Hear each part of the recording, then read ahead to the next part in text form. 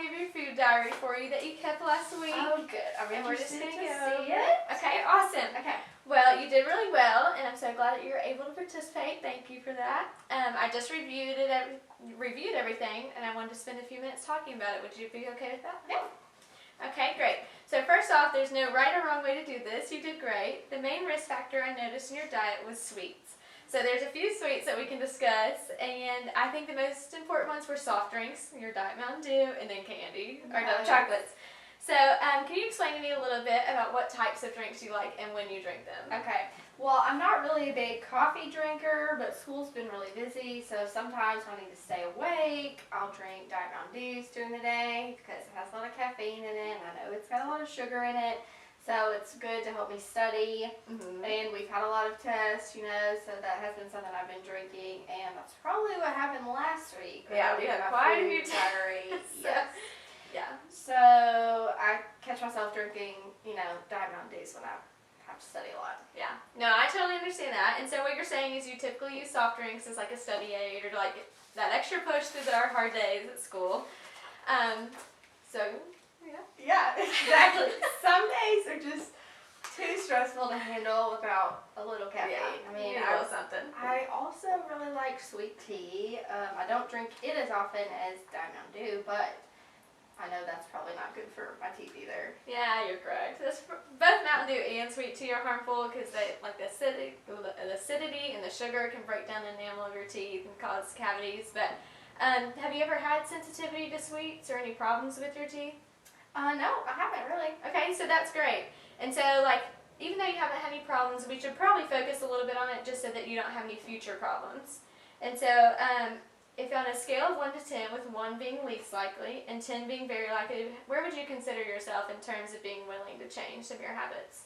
Probably about a 7. I'm starting to realize the more we talk about it, maybe I shouldn't be drinking them as much, and I could maybe have better drink choices. Okay, great. Yeah, so 7's a great place to start. So now I'm understanding that you're willing to change your habits, and if I heard you correctly, you said that the more we talk about it, you're starting to realize that these can affect your teeth. Yeah, I've always heard about how soft drinks are bad for your teeth, but no one's ever really talked to me about it or encouraged me to cut back on them. Great, that's what I'm here for. So I have a few solutions that I think would be beneficial for you. Are you interested in spending a few minutes talking about them? Sure, you're probably going to tell me I need to stop drinking them altogether, right? No, not exactly. No, we don't always do cold turkey. I'm going to leave it up to you. So would you like to learn about some of the best ways to avoid soft drinks, or would you first like to talk about cutting back on soft drinks? I'm interested in hearing about both, but I guess I'd like to start with how to cut back. I'm just not willing to stop. Yeah, it's hard to just stop altogether. Yeah. So what we call that is like cold turkey, having to stop altogether at the same time. So what you usually suggest is either you set a limit for yourself. So like at the beginning of each week, you can say, okay, this week I'm only going to drink 4 soft drinks. Instead of drinking one every day, maybe we just set a limit of 4 to 5, and we'll see what you're interested in. Or our other choice is that you can set a limit and then slowly track down from there. So you can kind of start to remove them from week to week. And so what do you think you'd be interested in trying? I'd kind of like to take it slow. Definitely not cold turkey like you're saying. I think I could try to limit myself to 4 or 5 a week to start with. One a day still seems like too much, but I definitely think I could start somewhere around 5. I know ideally as a future dental hygienist, I should probably aim to cut them out completely. I'm wondering if maybe I can slowly cut them out of my diet completely. Do you have any suggestions on how I could do that? Yeah, okay, so like what I was saying you can start with a limit. I think 5 is a great place because, yeah, 1 a day is probably too often. But if you're able to start with 5 a week and then maybe every 2 weeks or a couple weeks you can cut back 1. So say if you started with 5 this week and then in 2 weeks or whenever you feel confident in doing it, take back 1 more and set a goal of 4 for that week. And so on from there. And that way if you have any mess ups, you can always go back. You can always just reset a new goal for that week. Yeah, and then I can eventually get that number to 0 with some suggestions or guidance. Yes, exactly. Well, yeah, I really think that starting with 4 or 5 would be great. Every 2 or so weeks, just cut back on 1. And how do you feel about doing that? Yeah, I think I could do that. And so every week or 2, I can maybe subtract 1, and then I won't have to stop completely. Yeah. And then I'll be able to eventually hit my goal. Yeah. And so steady cut back, like I was saying, leaves room for error. So if you ever mess up, all you have to do is just take back, maybe you subtract a 2 from that next week, and that way you're back on track. Or if you're having trouble, you just go back for a week, and then you slowly progress from there. Yeah. And so what we were saying is like, with your drinks, instead of drinking them throughout the day like as a study aid, maybe try to pair them with your meals. So like when you sit down at dinner, lunch, have a sweet tea with your dinner, or have a Mountain Dew with your dinner.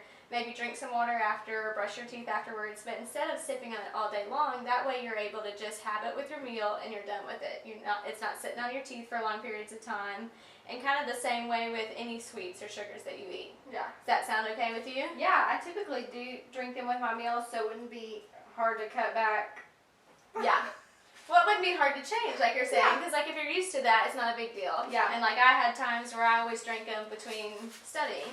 And so it's really hard to kind of teach myself to bring it to a meal or something, and that way you can control the times when you're drinking them. Right. And so it sounds like you're really motivated to make a change, and with that steady cutback, I think that's a great way to do it. And I think that you can do the same with the candy we talked about at the beginning. I don't want to overload you today with like the different things that we need to change, but even if you were able to focus on taking candy to just your meals, have a little dessert after lunch or a little dessert after dinner, and instead of using it as a snack or anything, if you can keep it with your meals, I think you'll see a great improvement with that also.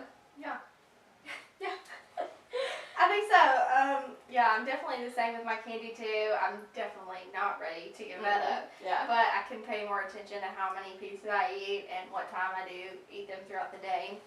I will definitely not be cutting my candy intake to 0, but I will be more aware about when I'm eating it and try not to snack on them throughout the day. Exactly. I have the same problem, so we can all work on that. Great. But I think that we'll see a definite decrease in your risk for decay with your steps towards cutting out soft drinks and candy. And do you have any other questions or concerns for me today? Not that I know of. I really appreciate you talking to me about them.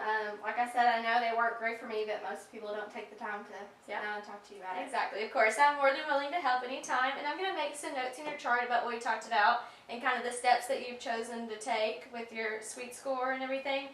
And we can just adjust from there if that's okay with you. Yeah, that'd be great. Okay, awesome. Thank you so much for participating. Okay. Again, I appreciate you for keeping a food diary. Okay.